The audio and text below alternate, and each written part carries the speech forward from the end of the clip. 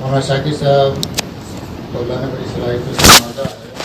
بڑے مرتب انداز میں ترقی کے بعد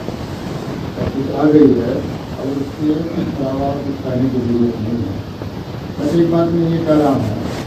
کہ ماشاء اللہ میں نے بہت تفصیل سے بھی بتایا، لیکن یہ چیزیں ہمارے اندر کیسے آتی ہیں؟ یہ ہر ایک آدمی چاہتا ہے، مرد بھی چاہتے ہیں، عورتیں بھی چاہتی ہیں کہ ہمارے اندر نماز کی پابندی ہو، ذکر اذکار کا اہتمام کریں، برائیوں سے بچیں، لیکن غفلت ہو جاتی ہے، سستی ہو جاتی ہے، نمازیں چھوٹ جاتی ہیں اور دوسرے گناہ بھی ہو جاتے ہیں تو طبیعت نہیں لگتی۔ تو ہمارے اندر ذوق شوق پیدا ہو جائے اللہ کی عبادت کا، ذکر کرنے کا، تلاوت کا شوق ہو جائے، اس میں طبیعت لگے، اس میں لطف آئے، اس میں مزہ آئے، تو اس کے لیے جو ہے یہ جیسے ایک شاعر نے کہا ہے، جانتا ہوں ثواب زہد و طاعت، جانتا ہوں ثواب زہد و طاعت، پر طبیعت ادھر نہیں آتی۔ بھائی مجھے معلوم ہے کہ نماز پڑھنے میں، روزہ رکھنے میں اور دین کے کام کرنے میں، اللہ کی رضا والے کاموں میں جو ہے وہ ثواب ہے، جنت ہے، اللہ کی طرف سے دنیا میں بھی اس کے اثرات ہوتے ہیں، فائد ہوتے ہیں، اور مرنے کے بعد تو نیکیوں کا فائدہ ہوتا ہی ہے، لیکن طبیعت نہیں چاہتی، شوق نہیں ہوتا، بھاری معلوم ہوتا ہے، سستی ہو رہی ہے، غفلت ہو رہی ہے، اور ٹھنڈک کا موسم ہے تو ہمت نہیں پڑ رہی ہے، کیسے جو ہے ٹھنڈک میں وضو کریں، اور چادر اوڑھ کے بیٹھے ہیں، آگ کے پاس بیٹھے ہوئے ہیں، تو آدمی چاہتا ہے لیکن چاہنے کے باوجود بھی طبیعت میں وہ شوق، وہ انشراح، وہ جذبہ پیدا نہیں ہوتا کہ عمل کا شوق ہو، آدمی بے چین ہو جائے۔ حضرت عائشہ رضی اللہ تعالیٰ عنہ سے پوچھا گیا کہ بھائی نبی پاک صلی اللہ علیہ وسلم کی کوئی عجیب بات بتائیں آپ، تو کہا کہ آپ کی سب بات ہی عجیب تھی، لیکن یہ ہے کہ جب اذان کی آواز آپ سن لیتے تھے تو فوراً جو ہے جدا ہو جاتے تھے اور ہم کو ہمارے پاس سے اٹھ جاتے تھے اور گویا کہ وہ ہم کو پہچانتے نہیں تھے، کانہم لا یعرفونا، ایسا جو ہے نماز کے لیے بےتاب ہو جاتے تھے اور جو ہے چھوڑ کے چلے جاتے تھے اذان سن کے ہی۔ تو یہ نبی پاک صلی اللہ علیہ وسلم کی بات ہے، لیکن اس کے آپ کے بعد آپ کے صحابہ اور جو ہے تابعین اور بہت سے اللہ والے بھی ایک سے ایک ہیں کہ کیسی زیادہ ان کے اندر اہتمام تھا نمازوں کا، نفلوں کا۔ بعض بزرگوں کے بارے میں آیا کہ وہ جب بھی مسجد میں جاتے تھے تو وہ جو ہے صلاۃ التسبیح پڑھتے تھے، صلاۃ التسبیح پڑھتے تھے، یعنی اس میں آدھا گھنٹہ کم از کم لگتا ہے، ایک رکعت میں 75 مرتبہ جو ہے کلمہ پڑھنا پڑتا ہے، سبحان اللہ والحمد للہ ولا الہ الا اللہ اکبر۔ تو ہفتے میں جمعے کے دن اس کی فضیلت خاص طور سے ہے کہ آدمی جمعے کے دن سوال کے بعد جو ہے وہ صلاۃ التسبیح کی نماز پڑھے تو اس کے بہت فائدے ہیں، بہت ثواب ہیں۔ بعض بزرگوں کے بارے میں آیا ہے کہ وہ مسجد میں اتنی پہلے جاتے تھے کہ وہ سنت موقدہ پڑھنے سے پہلے وہ صلاۃ التسبیح کی نماز پڑھتے تھے۔ ابھی آج مسجد میں کتاب پڑھی جا رہی تھی، اس میں تھا امام یوسف رحمۃ اللہ علیہ بہت بڑے عالم تھے، مجتہد تھے، فقیہ تھے، اور لیکن سب کچھ کے بعد کتابیں پڑھنا، پڑھانا اور مسئلے مسائل کو دیکھنا، تو اس کے باوجود بھی 200 رکعت نماز نفل پڑھتے تھے، 200 رکعت نفل نماز پڑھتے تھے۔ کتنی بڑی بات ہے کہ فرائض کے ساتھ ساتھ ایسے ایسے لوگ گزرے ہیں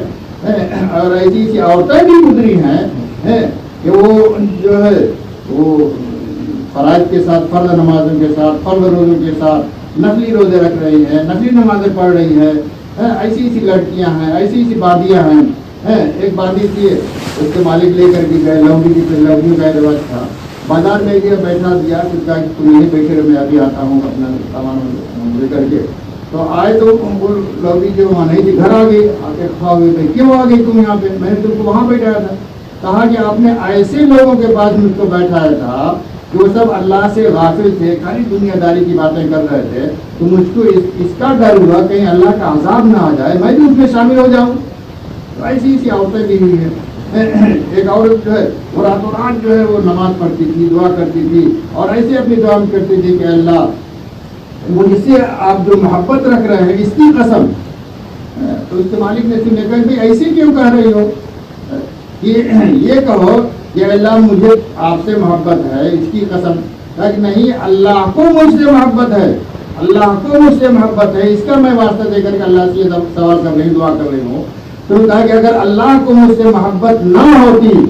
اگر اللہ کو مجھ سے محبت نہ ہوتی تو مجھ کو اپنے سامنے کھڑا نہیں کرتا، اور میں نماز میں اور جو ہے اللہ کے سامنے دعا میں لگی ہوئی ہوں۔ اور اگر یہ اللہ کی محبت ہے کہ جس کی وجہ سے میں اللہ کے سامنے کھڑے ہو کر کے رات بھر نماز پڑھ رہی ہوں، دعا کر رہی ہوں، اگر اللہ کی محبت، اللہ کی محبت آپ سے ہوتی تو آپ جو ہے آرام سے سوتے نہیں۔ تو کہنے کا مطلب یہ ہے کہ ہم کو بھی شوق ہے، ایسے ایسے لوگ گزرے ہیں کہ ہمارے ادھر قریب کے لوگوں میں، مولانا گنگوئی رحمۃ اللہ علیہ بہت بڑے عالم تھے ہمارے علماء دیوبند میں، وہ 23 سال تک ان کی تکبیر اولیٰ کی نماز نہیں چھوٹی، یعنی مسجد میں اتنے پہلے پہنچتے تھے کہ جو جماعت کھڑی ہوتی تھی امام کے ساتھ اللہ اکبر، اس کے ساتھ وہ نماز پڑھتے تھے، یعنی 23 سال تک جو ہے وہ مسجد میں جماعت کے ساتھ نماز پڑھتے رہے، کوئی موسم ہو، کوئی کیسی حالت ہو، وہ پڑھتے رہے۔ ایک دفعہ دیوبند میں جلسے کا پروگرام ہوا، اب اس میں بھیڑ بھاڑ میں جو ہے سلام مسافے میں مسجد تک پہنچنے میں دیر ہوگی، وضو بھی تھا ان کا، اور وہاں جا کر تکبیر اولیٰ چھوٹ گئی تو اس پہ ان کو بہت غصہ ہوا اور صدمہ ہوا کہ اتنی دن کے بعد میری تکبیر اولیٰ چھوٹ گئی۔ تو یہ کہنے کا مطلب یہ ہے کہ مولانا صاحب کے ساتھ بتلا چکے ہیں، مجھے کہنے کی ضرورت نہیں ہے، بس یہ میں یہ کہہ رہا ہوں کہ یہ شوق کیسے ہوگا ہمارے اندر، ہم کو یہ عبادت کا شوق ہو، خوب قرآن پڑھیں، قرآن کی تلاوت کریں، نمازیں پڑھیں، فرض پڑھیں اور نفل بھی پڑھیں، اور روزہ تو رکھتے ہی سبھی فرض ہے، نفل روزہ بھی کبھی کبھی رکھتے رہیں، تو اس کے لیے گناہوں سے بچنا ہو، اس کے لیے جیسے مولانا نے کہا کہ کسی اللہ والے سے بیعت ہونا، بیعت ہونے مطلب مرید ہونا، کسی اللہ والے سے، کسی پیر سے مرید ہونا، بیعت ہونا، ان کے ہاتھ میں ہاتھ رکھ کر بیعت کرنا، عہد کرنا، اور گویا توبہ کرنا ان کے ہاتھ پر، ان کو گواہ بنا کر کے وہ کلمہ پڑھائیں گے اور چیزوں کا اقرار کرائیں گے کہ یہ کرنا ہے، یہ کرنا ہے، یہ نہیں کرنا ہے، اور تسبیحات پڑھا دیں گے۔ تو اس شاید کی برکت سے، اس بیعت ہونے کی برکت سے وہ ہمیشہ جو ہے اپنے شاگردوں کے لیے، اپنے مریدوں کے لیے، اپنی مریدیوں کے لیے وہ دعائیں کرتے ہیں، تو اس کی برکت سے نمازوں کا پڑھنا، نوافل کا پڑھنا، تلاوت کا کرنا، ذکر کا کرنا، گناہوں سے بچنا، اور نمازوں میں، ذکر میں، تلاوت میں لطف اور حلاوت کا ملنا، یہ جو ہے یہ ہوتا ہے۔ اس لیے میں چاہوں گا کہ جب تک ہر ایک عورت جو ہے جو بڑی ہو گئی خاص طور سے، وہ اپنے بارے میں سوچے کہ ہم کسی اللہ والے سے، کسی بزرگ سے جو ہے وہ بیعت ہو جائے اور ان کو اپنا سرپرست بنا لے، اپنا بڑا بنا لے۔ کوئی مسئلہ ہے، کوئی پریشانی ہے، کوئی غم کی بات ہے، کوئی مصیبت کی بات ہے، تو اس سے دعا کرنے کے لیے کہنا، اپنے گھر کے لوگوں کے ذریعے سے ان سے رائے مشورہ کرنا، اور پھر اپنی جو کیفیت ہے نمازوں میں اور دوسری چیزوں میں ہم کو شوق ہو رہا ہے یا سستی ہو رہی ہے تو اس کے بارے میں کہنا، تو یہ اس میں اپنی بہت زیادہ اصلاح ہے۔ اور ہمارے دل کے اندر اور ہر ایک آدمی کے دل کے اندر جو ہے بیماریاں ہیں، ظاہری بیماریاں بھی ہیں، باطنی بیماریاں بھی ہوتی ہے، تکبر ہوتا ہے، حسد ہوتا ہے، جلن ہوتی ہے، اور جو ہے دنیا کی محبت ہوتی ہے، اور دوسروں سے نفرت ہوتی ہے، عداوت ہوتی ہے، اور اپنی بڑائی ہوتی ہے۔ تو دل کی یہ سب برائیاں ہیں، دل کی یہ سب خرابیاں ہیں، یہ اللہ والوں سے جب تعلق ہوگا، کسی سے بیعت ہو جائیں گے، اور پھر جو ہے نمازوں کا اہتمام ہوگا، ذکر تلاوت کا اہتمام ہوگا، تسبیحات کی پابندی ہوگی، تو اندر کی برائیاں بھی ختم ہوگی۔ تو یہ اس کے لیے ضروری ہے کہ ہر جو ہے سوچا جائے، اور جب تک نہیں کسی سے بیعت ہے ویسے صبح شام جو ہے وہ 3 تسبیحات کی پابندی کی جائے، تیسرا کلمہ پڑھ دیا جائے 100 مرتبہ، تسبیح لے کر کے باقاعدہ۔ جب تک بیعت نہیں کسی سے ہوتے ہیں، مرد یا عورت ہے، وہ توفیق نہیں ہوتی نوافل کے اہتمام کی، ذکر تلاوت کی، تلاوت ہو جاتی ہے، کچھ فرض نمازیں پڑھ جاتے ہیں، لیکن جب کسی سے بیعت ہو جائے گی تو اس کا تجربہ ہے کہ آدمی کو جو ہے تسبیحات کی، تلاوت کی اور چیزوں کی شوق ذوق ہو جاتا ہے، اس کو لطف آتا ہے۔ تو صبح شام جو ہے وہ ایک تسبیح پڑھ لے، تیسرے کلمے سبحان اللہ والحمدللہ ولا الہ الا اللہ واللہ اکبر 100 مرتبہ تسبیح سردانے ہوتے ہیں، یہ ہو گیا۔ اور پھر 100 مرتبہ جو ہے وہ استغفار پڑھ لیا جائے، استغفر اللہ، سب سے چھوٹا استغفار استغفر اللہ، استغفر اللہ، اے اللہ میں مجھے معاف فرما، اے اللہ میں آپ سے معافی چاہتا ہوں، اے اللہ میں آپ سے معافی چاہتی ہوں، یہ اس کا مطلب ہوا۔ اور بڑا ہو تو استغفر اللہ ربی من کل ذنب واتوب الیہ، اور اس سے بڑا ہوتا ہے استغفر اللہ الذی لا الہ الا هو الحی القیوم واتوب الیہ۔ 100 مرتبہ اس کو پڑھے اور 100 مرتبہ درود شریف پڑھا جائے، جو بھی یہ درود شریف چھوٹا درود شریف پڑھا جائے، اور لا الہ الا اللہ جو کلمہ ہے اس کو بھی 100 مرتبہ پڑھ لیا جائے۔ لا الہ الا اللہ، لا الہ کے 10 مرتبہ کے بعد جو ہے محمد رسول اللہ پڑھ لیا جائے، محمد رسول اللہ صلی اللہ علیہ وسلم، اور یہ 4 تسبیح اس کا اہتمام کیا جائے، اور قرآن شریف کی تلاوت کا اہتمام کیا جائے، آدھا ہی پارا صحیح، ایک ہی پاؤ صحیح، کچھ نہ کچھ کسی نہ کسی وقت میں جو موقع نکال کر کے اس کو پڑھا جائے، اور جو ہے نمازوں کا اہتمام ہو، نمازوں کے کچھ نفل نمازوں کا بھی اہتمام ہونا چاہیے، نفل کی نمازوں کا بھی اہتمام کریں گے تو اللہ کی محبت ملتی رہے گی، ہے ذوق و شوق ملتا رہے گا۔ ایک حدیث میں اللہ تعالیٰ خود فرماتے ہیں کہ اے میرے بندے، جب تو فرائض کے ذریعے سے جتنا میرا تقرب، میرا قرب حاصل کر سکتا ہے، کسی اور چیز کے ذریعے نہیں، اور بندہ جو ہے وہ نفل نمازوں کے ذریعے سے، نفل اعمال کے ذریعے سے وہ میرا تقرب حاصل کرتا رہتا ہے، یہاں تک کہ میں اس کا ہاتھ بن جاتا ہوں جس سے وہ پکڑتا ہے، اس کا کان بن جاتا ہوں جس سے وہ سنتا ہے، اس کی نگاہ بن جاتا ہوں جس سے وہ جو ہے وہ دیکھتا ہے، اس کا پیر بن جاتا ہوں جس سے وہ چلتا ہے۔ اگر وہ مجھ سے سوال کرے تو ضرور میں اس کو دوں گا، اور اگر کسی مصیبت سے، کسی پریشانی سے پناہ چاہے تو میں اس کو پناہ دوں گا، حفاظت دوں گا۔ تو فرض کے ساتھ نوافل کا بھی اہتمام ہونا چاہیے، کچھ نہ کچھ نفل،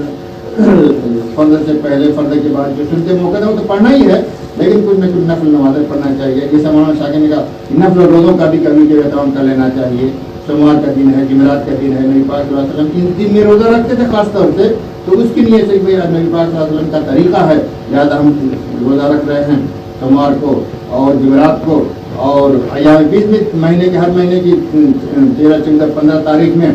اور جو اپنا مسئلہ ہے سب مسئلہ اللہ کے ہاتھ میں ہے۔ تو نمازوں کا اور ذکر تلاوت کا اہتمام، دعاؤں کا اہتمام، اور پھر نفل روزہ رکھ کر کے بھی مسئلہ ہے عیدگاہ کا بھی، جیسے انہوں نے کہا کہ آپ لوگوں نے اور تمام مردوں نے، عورتوں نے جو ہے کھول کر کام کیا ہے، بہت بڑا کام ہو گیا اللہ کے فضل سے، لیکن ابھی بہت کام باقی ہے۔ تو اس کے لیے ہم چاہیں گے کہ ہمارے لیے بھی دعا کریں، نفل نماز پڑھ کر کے 2 رکعت، اپنی ضرورت ہے، بچوں کی ضرورت ہے، بچے کی ضرورت ہے، گھر کی ضرورت ہے، دنیا بھر کے مسائل ہیں، تو آدمی 2 رکعت نفل نماز پڑھے، کبھی بھی روزہ رکھ لے، تو اپنے لیے بھی دعا کریں اور پھر ہمارے لیے بھی، اور خاص طور سے عیدگاہ کا مسئلہ ہے اس کے لیے بھی کہ اللہ قبول فرما لے، آسان ہو جائے، اور جو لوگ بھی اس میں حصہ لیے ہیں اللہ سب کی جان مارے بچہ فرمائے۔ واخر دعوانا